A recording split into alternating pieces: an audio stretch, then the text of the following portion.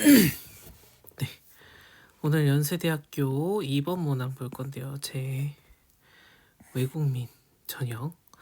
자, 저희가 자기소개서 볼 건데 자기소개서에 뭘 써야 되느냐? 학업 역량, 전공 적합성, 학생의 인성, 발전 가능성 등을 종합평가하기 때문에 종합적으로 다 어필을 해야 되겠다. 네, 근데 뭐 이 중에서 내가 뭐 성적이 좋아. 그러면 다른 부분에 대해서 좀 어필을 강력하게 하면 좋겠죠. 전공과 관련된 동아리 활동이 예를 들면은 뭐 없었어. 그러면 전공과 관련 그 기초 학업 역량 한 거 중에서 그게 왜 내가 전공 이거를 지원하게 됐는지 어떤 목적을 했는지 이런 부분들을 보여줄 수 있으면 더 좋지 않을까. 그래서 네, 서류 그냥 생활기록부에서 약한 부분을 채우는 영역으로 사용을 해도 되고 자기가 강한 부분을 더 강점 있게 써도 괜찮을 것 같고 네, 그거는 이제 생기부 쓰여져 있는 내용에 따라 좀 다를 것 같긴 해요. 어쨌든 우리는 요 네 가지 컨텐츠를 자기소개서에 담아야 되겠다라는 거. 그러면 자기소개서 문항마다 내가 어떤 소재를 쓸지 고른 다음에 그게 어떤 거를 나타내고 있는지를 보고선 선택을 우리가 할 수 있어야 되겠다. 그죠? 그래서 밑에 내려가서 이제 이번 문항을 봐보도록 하겠습니다. 제가 복잡했었어. 이번 문항입니다. 고등학교 재학 기간 중 타인과 공동체를 위해 노력한 경험. 타인과 공동체를 위해. 이를 통해 배운 점을 기술해 주시기 바랍니다. 네, 타인과 공동체를 위해서 뭐 희생했다, 노력했다면 우리 인성을 대표적으로 볼 수도 있겠죠. 혹은 공동체에서 어떤 뭐 동아리 장이냐, 네, 반장, 부반장 같은 것들을 해서 리더십을 발휘한 모습을 보여줄 수도 있겠죠. 그죠? 그걸 통해서 네, 배운 점을 기술해 줘야 되는데 연세대학교에서 바라는 인지상이나 그런 것들을 보고선 이 활동을 통해서 내 어떤 영역을 내가 영역 중에서 어떤 부분을 어필하는 것도 중요하지만 배운 점을 기술을 해내니까 배운 점이 연세대학교에서 원하는 인지상에 부합하는 것을 느끼고 이후에 어떤 행적들이 이루어졌는가 이런 부분들을 보여주는 것이 필요하지 않을까라고 생각을 합니다. 그래서 타인과 공동체를 위한 노력을 하면은 뭐 배려, 인성 부분이 가장 1차적으로 생각이 될 텐데 우리는 1차적으로 생각 든다고 해서 이것만 꼭 생각할 필요는 없는 것 같다. 그죠? 공동체라는 것은 여럿이 하는 거기 때문에 거기서의 내가 리더십으로 발휘하는 거, 뭐 리더십을 발휘하지 않고 그 공동체 안에 구성원으로 있으면서 그 구성원으로서의 어떤 역할들을 해야 되는지, 그 리더십을 발휘할 수 있게 그 공동체 안에서 공동체가 이제 그 팀원들이 어떻게 하나가 돼서 이루어질 수 있도록 꼭 리더십 조장 역할을 하지 않았더라도 내가 그 뭐 어떤 역할을 그 직책을 맡지 않았더라도 네, 그런 부분 어필하는 영역으로 쓸 수 있지 않을까 하는 생각이 듭니다. 그다음에 공동체를 위해서 노력한 거에서 우리가 쓸 수 있는 게 뭐 동아리 활동도 있을 것 같고요. 그죠? 학생회 활동도 있을 것 같고요. 그 다음에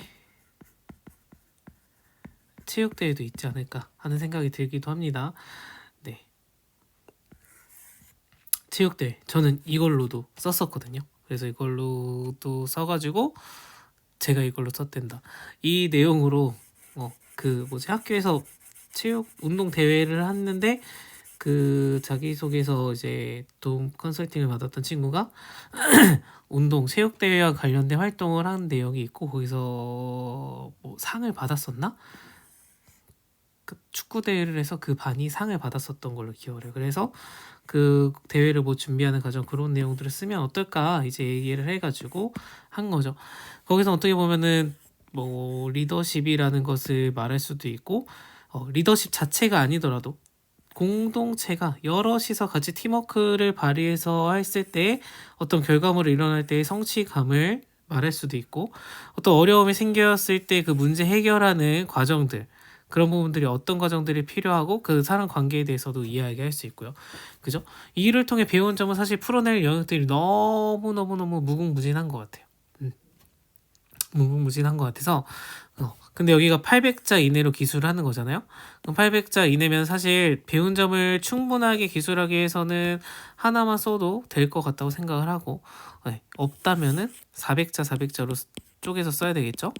자신 없는 친구들, 그러니까 글쓰기를 장문을 이제 좀 문장이란다, 문단을 길게 해서 쓰기 어려운 친구들 같은 경우에 하나의 소재를 자기 이야기를 풀어내는 게 어려운 친구들 같은 경우에는 400자로 끊어가도 상관이 없을 것 같고, 그렇지 않은 친구들은 한 번에 800자를 쓰는 것도 좋은 전략이지 않을까라고 생각을 합니다. 그래서 여러분들이 공동체를 위한 노력과 경험 이거 할 때 인성 부분만을 생각하지 말고요. 좀 더 폭넓게 생각을 해서 배운 점을 쓰는 거니까요.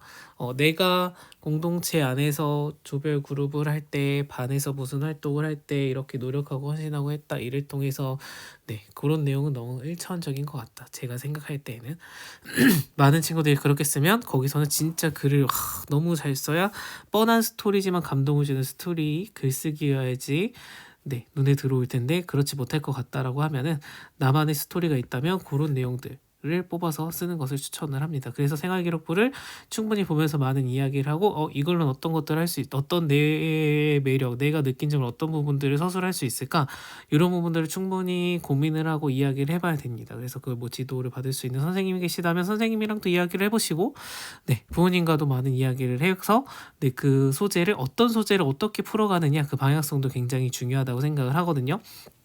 자기가 생각하지 못한 이야기로 풀어가게 될 수도 있고, 나는 그냥 그렇다라고 생각한 활동이나 모습들이 다른 사람들이 보기에는 스페셜한 특별한 활동 영역으로 보일 수도 있고, 그렇게 풀어낼 수도 있는 거니까요. 그죠? 그래서 여러분들이 어떤 이야기를 내가 풀어낼 거, 나에 대한 공부를 충분히 많이 하셔야 되는 거예요. 나라는 사람에 대해서 충분히 공부를 하시고, 내가 실제로는 배운 점이 그 당시엔 없었지만 소재가 특별하다면 내가 상상을 해가지고 충분히 다시 느끼고 돌아와서 제 2회차 인생을 살듯이 제 2회차 경험을 다시 꿈속에서나 상상으로 하고 돌아와서 생동감 있는 배운 점을 서술을 해주신다면 여러분들에게 좀 더 좋은 결과가 있지 않을까라고 개인적으로 생각을 합니다. 그래서 저는 지도했을 때 서울대, 연대, 한양대 같이 그 학생 쓸 때 뻔한 내용으로 이제 처음에 그 친구가 뻔한 내용으로 다 소재들 골라서 그거 말고 이게 좀 나는 재밌어 보이는데 이 이야기로 너가 풀어가면 어떨까라고 이제 이야기를 해서 그 친구가 이제 써서 제출을 했었거든요. 그래서 여러분들도 지난번에도 얘기했지만 여러분들만의 스토리를 꼭 생각을 하시고 평가 항목들 점수가 크게 4가지 있었으니까 그 내용 중에 어떤 부분을 그래도 살짝 담아낼 수 있는지, 어필할 수 있는지, 그렇다고 해서 그것만 그것만 주구장창 이야기하는 게 아니라 좀 더 폭넓게 배운 점을 기술을 하는 거니까 이 친구가 그래서 이러한 면도 있으면서 그걸 통해서 뭘 배웠구나, 이런 생각을 하는 친구구나. 그다음에 연세대학교에서 바라는 인재상이 있어요. 그런 것들을 학교에서 바라는 인재상이나 추구하는 학교의 방향성, 이런 것들도 충분히 숙지를 하시고선 여러분이 연대의 학생이다라는, 연대생이라는 생각을 갖고, 그렇다면 여기 우리 학교에서 바라는 연대생 이미지, 연대생이라면 어떤 부분을 느끼고 어떤 부분을 느껴서 뭘 했을까, 이런 부분까지 고민을 해서 담아낼 수 있으면 너무 좋을 것 같습니다. 그래서 오늘은 이번 문항 여기까지만 살펴보고 마치도록 하겠습니다. 감사합니다.